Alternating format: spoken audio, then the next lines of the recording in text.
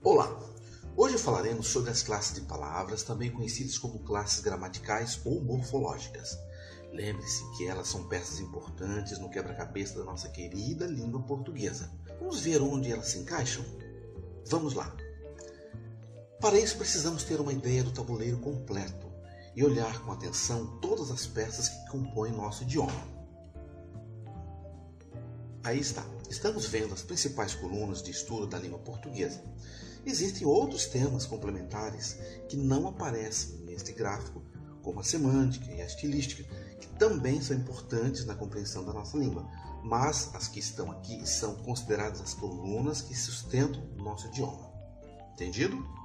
Temos então as primeiras peças que estão ligadas à fonética, que estuda os sons da voz humana, independentemente de serem sons conhecidos ou não.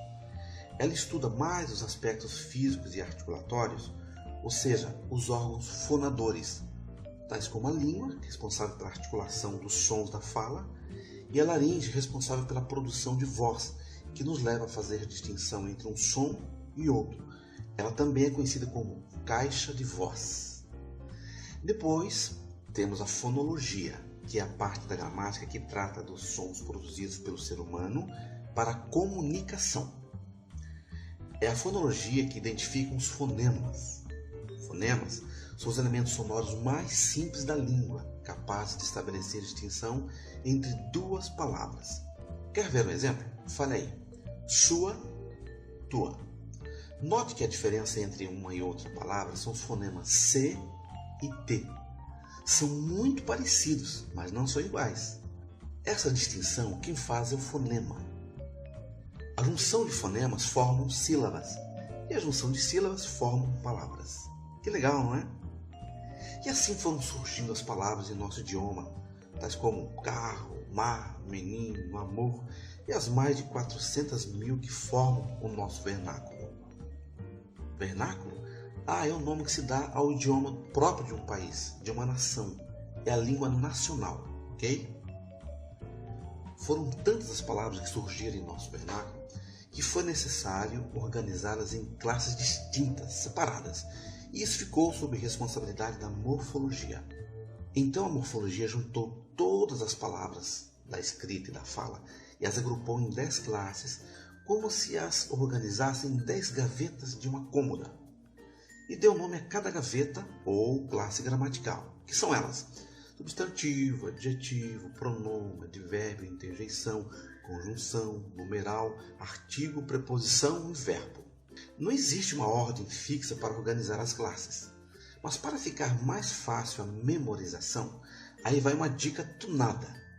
Você pode organizá-la da seguinte maneira: pronome, interjeição, preposição, adjetivo, substantivo, verbo, advérbio, conjunção, artigo e numeral.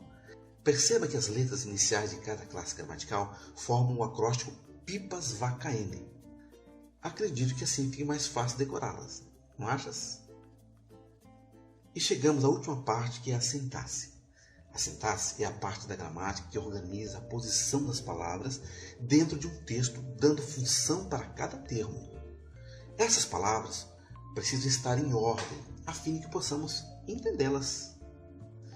Imagine um grande estacionamento que de repente começasse a receber dezenas de carros e cada motorista resolvesse estacionar seu carro em uma posição diferente em relação ao outro, um virado para lá, outro virado para cá, e se não houvesse nenhum policial ou manobrista para organizá-los. Uau! Que bagunça nos formaria, não é? Assim também são as palavras dentro de um texto. Precisam estar em ordem. O verbo no seu devido lugar, como também o sujeito, o complemento, a fim de que todos entendam o que queremos comunicar, seja de maneira verbal ou escrita. E você sabe quem é a responsável por organizar tudo isso em nosso idioma? Já descobriu? É ela mesma, a querida sintaxe. Parabéns pelo trabalho, sintaxe. Você é incrível mesmo. Sou seu fã de carteirinha. Em breve dedicaremos uma aula só para a sintaxe, tudo bem? E assim completamos a visualização do tabuleiro como um todo. Ficará mais fácil identificar onde se encaixam as peças das classes gramaticais, que é o nosso assunto de hoje. É claro que se fôssemos falar de cada peça deste quebra-cabeça, teríamos muito que estudar, mas não faremos isto nesta videoaula. Nosso desafio agora é conhecer um pouco mais sobre a morfologia. Sabia que a morfologia é muito amiga da sintaxe? Quem não seria, não é? Em uma videoaula, estudaremos as duas amigas juntas e chamaremos o estudo de morfossintaxe. Vai ser legal, aguarde! Quando conhecemos mais a morfologia, descobrimos que ela também estuda a estrutura, a formação, a classificação e as flexões das palavras. Hoje estudaremos apenas o tema da classificação das palavras, ok?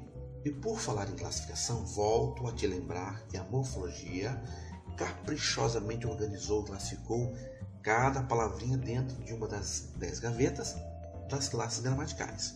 Estas classes podem ser divididas em nominais ou verbais e variáveis ou invariáveis. Fácil, não é? Veja como ficam distribuídas em um gráfico. Perceba no gráfico que a classe verbal fica solitária embaixo e as demais agrupadas acima. Coitada!